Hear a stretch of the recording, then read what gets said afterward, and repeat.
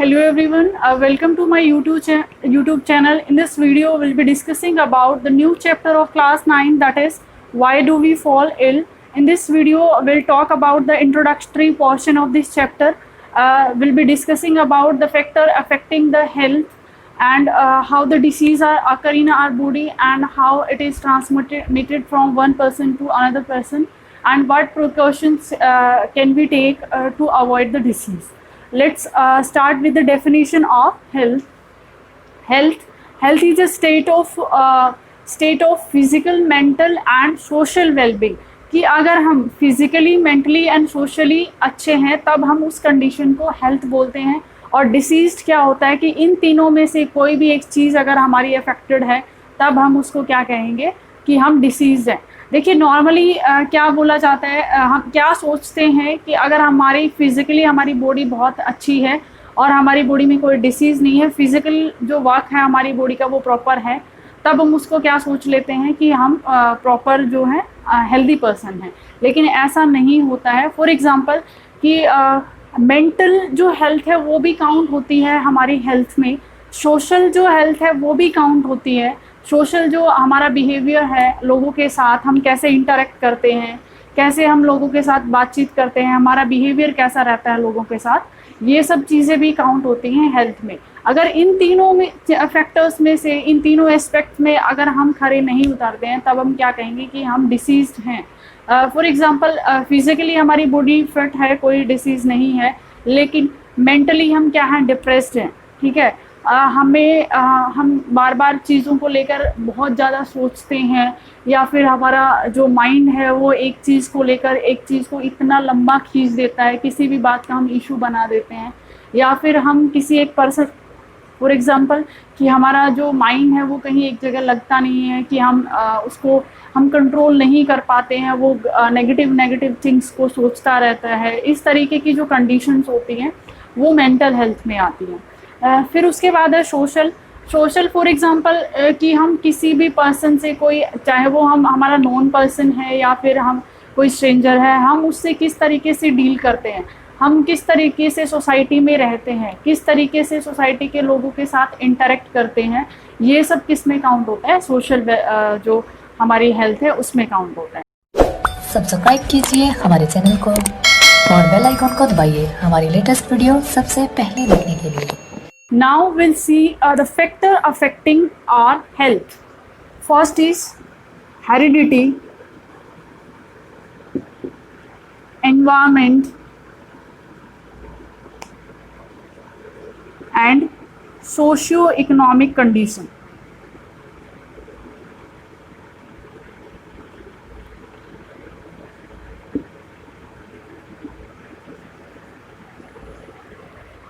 ये तीन फैक्टर है जो हमारी जो हेल्थ है उसको बहुत ज़्यादा अफेक्ट करते हैं.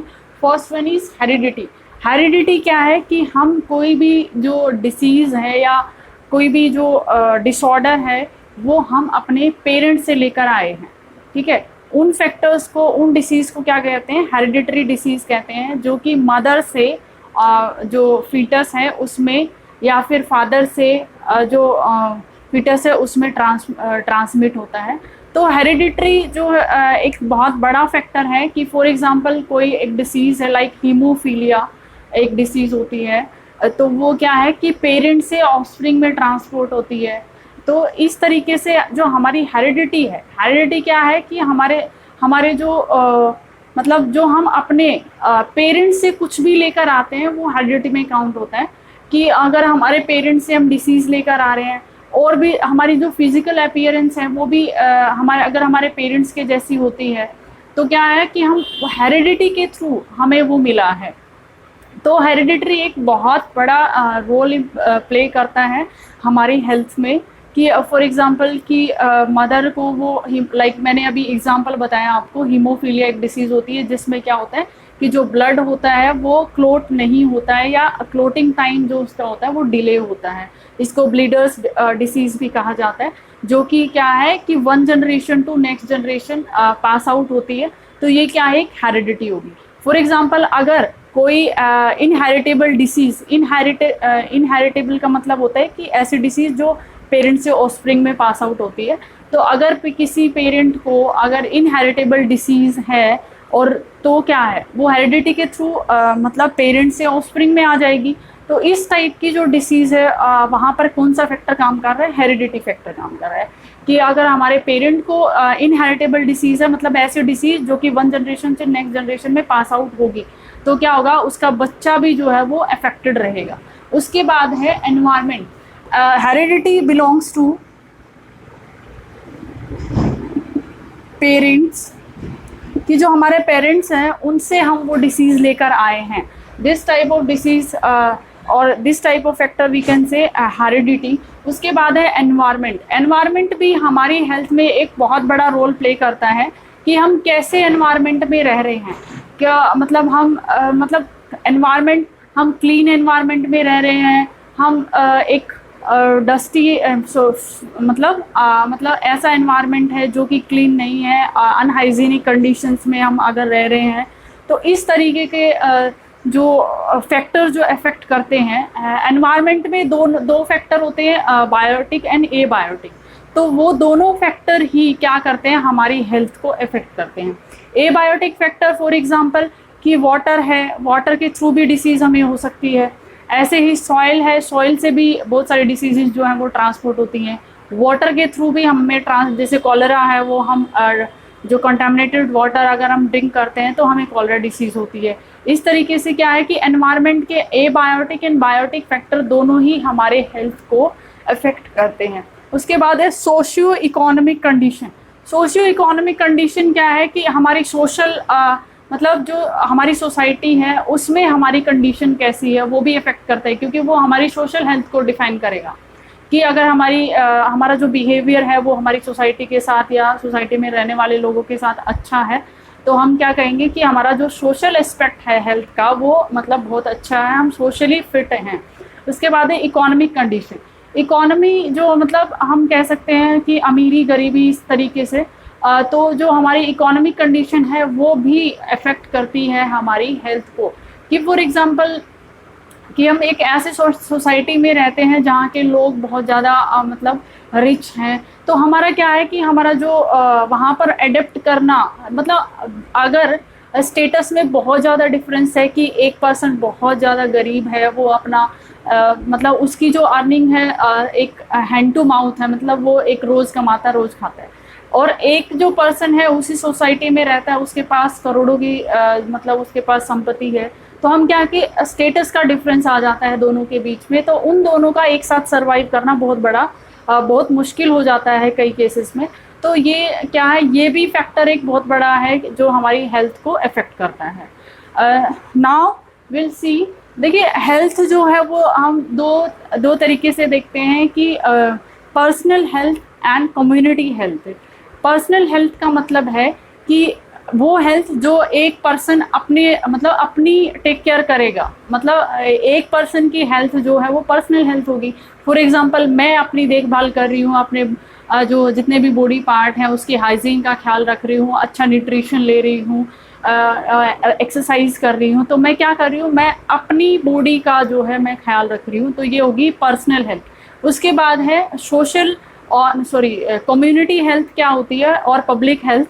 कम्युनिटी हेल्थ का मतलब है कि हमारे आसपास के जो लोग हैं वो हम एक दूसरे को कैसे इफ़ेक्ट कर रहे हैं, और हम एक दूसरे की हेल्थ के इम्प्रूवमेंट में क्या क्या रोल प्ले कर सकते हैं। तो ये आ गया कम्युनिटी हेल्थ। कम्युनिटी हेल्थ का मतलब है कि एक पर्टिकुलर एरिया में जितने भी लोग रह रहे हैं उसकी हेल्थ का ख्याल रखना, या फिर उसकी हेल्थ के बारे में अगर हम बात करते हैं तब हम क्या कहते हैं कि वो होती है community health.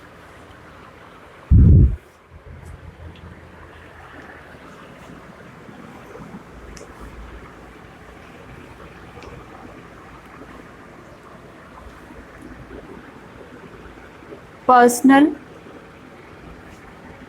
Health and community health.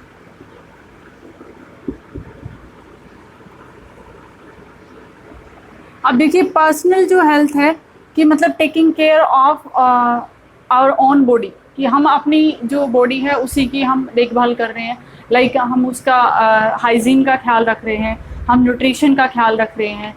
और हम एक्सरसाइज कर रहे हैं, तो क्या है, हमारी जो पर्सनल हेल्थ है वो मतलब अच्छी रहेगी। तो मतलब क्या क्या फैक्टर हैं जो पर्सनल हेल्थ को अफेक्ट करते हैं, मतलब पर्सनल हेल्थ को हम कैसे अच्छा बना सकते हैं, वो फैक्टर हम देखते हैं। हाइजीन,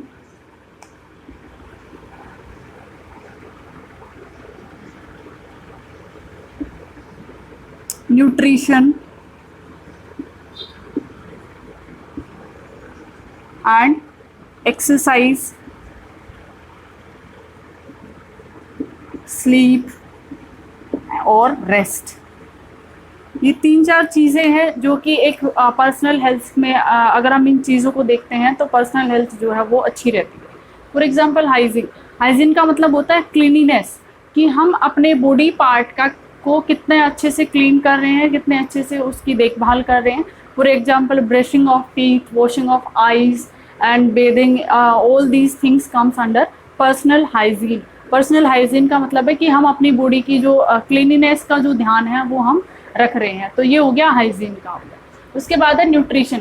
फॉर एग्जांपल अगर हम क्लीन ना करें, हमारे जो टीथ है उसको क्लीन ना करें, आइज़ को वॉश ना करें, हम जो है डेली नहाए नहीं, तो इस तरीके से क्या होगा, वो हमारी बॉडी को अफेक्ट करेगा। कि अगर टीथ को ब्रश डेली नहीं किया गया तो वो डिके हो जाएगा, तो वो भी क्या है, एक डिसीज़ कंडीशन आ जाएगी। उसके बाद अगर हम बात ना करें डेली तो क्या होगा कि जो माइक्रो ऑर्गेनिज्म है, जर्म्स है, वो हमारी बॉडी पे रहेंगे और वो हमें डिसीज़ कॉज करेंगे कुछ ना कुछ, मे बी स्किन डिसीज़ भी हो सकती है वो। उसके बाद है न्यूट्रिशन। न्यूट्रिशन जो है एक बहुत बड़ा रोल प्ले करता है हमारी हेल्थ में। न्यूट्रिशन क्या है, न्यूट्रिशन की वजह से हमारी बॉडी में जितने भी सेल्स हैं, जो वर्न आउट सेल हैं या फिर डैमेज सेल हैं, उनको रिपेयर होते हैं by the help of nutrition, क्योंकि न्यूट्रिशन जो है वो हमारी बॉडी को एनर्जी देता है। और हमारी बॉडी के अंदर जितनी भी मेटाबॉलिक एक्टिविटीज़ हैं उसको करने के लिए जो एनर्जी आती है वो भी कहाँ से आती है, न्यूट्रिशन से आती है। और जो हमारी बॉडी के सेल डैमेज हो चुके हैं उनको रिपेयर होने की ज़रूरत है, तो वो एनर्जी भी कहाँ से मिलती है, वो सब्सटेंसेस भी सेल को कहाँ से मिलते हैं, थ्रू न्यूट्रिशन। उसके बाद है एक्सरसाइज, स्लीप एंड रेस्ट। देखिए एक्सरसाइज जो है किसी भी पर्सन को हेल्दी रखने के लिए बहुत बड़ा रोल प्ले करता है, कि एक्सरसाइज करने से हमारा ब्लड सर्कुलेशन इंक्रीज़ होता है, ठीक है, और बहुत सारी और भी बहुत सारी चीज़ें हैं जो हमारी बॉडी में सही रहती हैं। ओबेसिटी नहीं होती, मीन्स मोटापा नहीं बढ़ता है, ब्लड सर्कुलेशन इंक्रीज़ होता है, हमारे जो स्ट्रेंथ है वो इंक्रीज़ होती है, चलने की, दौड़ने की, इस तरीके से। उसके बाद है स्लीप। किसी भी एक हेल्दी पर्सन को हेल्दी रहने के लिए नियर अबाउट एक अडल्ट को 6 to 7 जो है नाइट साउंड स्लीप की ज़रूरत होती है, कि रात को 6 से 7 घंटे उसको पर डे के हिसाब से स्लीप जो है, नींद जो है बहुत ज़रूरी होती है टू बी हेल्दी। उसके बाद रेस्ट। अब देखिए हम डेली पूरा दिन काम करते रहते हैं, मतलब कंटिन्यूसली वर्किंग है, लेकिन हमारी जो बॉडी है वो थक गई है, माइंड है वो भी थक गया है, तो कुछ टाइम के लिए हमारी बॉडी को प्लस माइंड को भी रेस्ट की ज़रूरत होती है। तो क्या है कि 10 मिनट के लिए, 15 मिनट के लिए हम जो हमारी बॉडी को रिलैक्स करते हैं, चाहे वो किसी भी तरीके से रिलैक्स करें। किसी को अच्छा लगता है म्यूज़िक सुनना, उसी से रिलैक्स होता है, ठीक है। किसी को और मतलब किसी को फ्रेश हवा में घूमने से जो है वो रेस्ट मतलब हल्का फील होता है, मतलब जो काम हम कर रहे हैं उससे हम अगर बोर हो जाते हैं तो उससे थोड़ा रिलीफ मिलता है। तो इस तरीके से ये जो चीज़ें हैं वो बहुत ज़्यादा हमारी पर्सनल जो हेल्थ है उसको अफेक्ट करती हैं। तो किसी भी पर्सन को अपनी पर्सनल हेल्थ का ध्यान रखने के लिए ये 3 से 4 चीज़ें हैं जिसका ध्यान रखना चाहिए। पहली हाइजीन की, हमारा जो पर्सनल क्लीनिनेस है, हमारी बॉडी की क्लीनिंग जो है वो अच्छे से होनी चाहिए। इसका टेक केयर कौन करेगा, हम खुद करेंगे। उसके बाद है न्यूट्रिशन। एक प्रॉपर बैलेंस डाइट एक पर्सन को लेनी चाहिए। न्यूट्रिशन में हम कह सकते हैं बैलेंस्ड डाइट।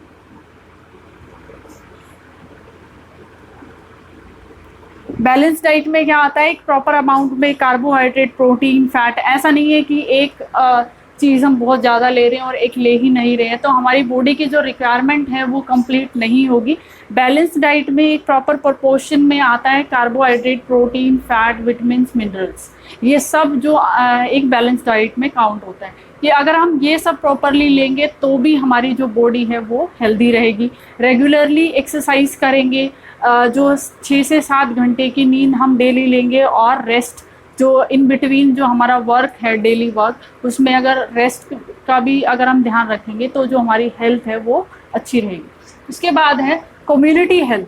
कम्युनिटी हेल्थ का हम कम्युनिटी हेल्थ में भी आता है एनवायरनमेंट हाइजीन, कि कहाँ पर हम रह रहे हैं, कम्युनिटी हाइजीन कहाँ पर हम रह रहे हैं, उस एनवायरनमेंट का क्लीनिंग जो है वो बहुत इम्पॉर्टेंट रोल प्ले करता है कम्युनिटी हेल्थ में। कि फॉर एग्जांपल हम एक ऐसी जगह पर रह रहे हैं जहाँ पर एनवायरनमेंट जो है, उस एनवायरनमेंट में क्लीनिंग जो है वो बहुत अच्छे से रेगुलरली होती है।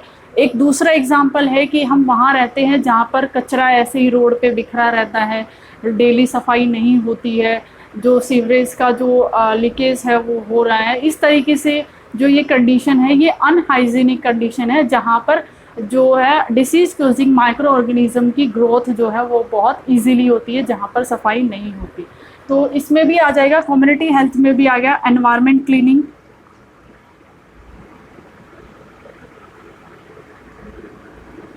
उसके बाद एनवायरनमेंट जो है, जहाँ पर भी कोई एक सोसाइटी में जितने भी नंबर ऑफ लोग मतलब पर्सन रह रहे हैं, वो क्या है, वो एनवायरनमेंट जो है वो उन पर्सन, कम्युनिटी हेल्थ मतलब पूरी जितने भी उस एरिया में लोग रह रहे हैं उसको अफेक्ट करता है। कि अगर वो एनवायरनमेंट हाइजीनिक है तो जितने भी लोग हैं वो डिसीज़ नहीं होंगे। उसके बाद है पब्लिक हेल्थ प्रोग्राम।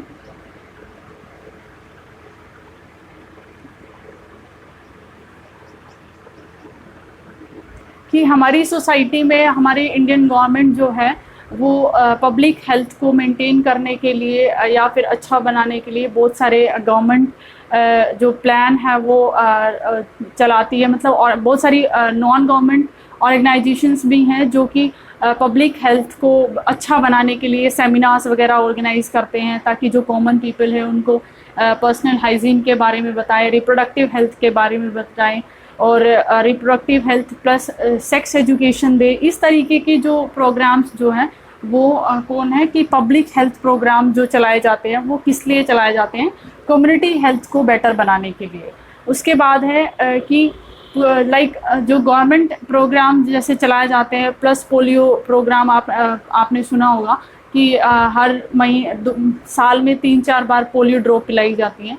तो वो किस लिए है, वो कम्युनिटी हेल्थ से ही रिलेटेड प्रोग्राम होते हैं, ताकि जो पोलियो है उसको पूरी कम्युनिटी से, पूरी पॉपुलेशन से, पूरे देश से क्या है इरेडिकेट किया जा सके। ऐसे ही मलेरिया इरेडिकेटिंग प्रोग्राम्स भी गवर्नमेंट के थ्रू चलाए जाते हैं। तो all these comes under the community health. Community health में हम काउंट करेंगे कि जितने भी लोग हमारे आसपास रह रहे हैं वो उन लोगों को क्या क्या फैक्टर जो है वो अफेक्ट करता है। कि उसके बाद कम्युनिटी हेल्थ में आ जाएगा प्योर ड्रिंकिंग वाटर।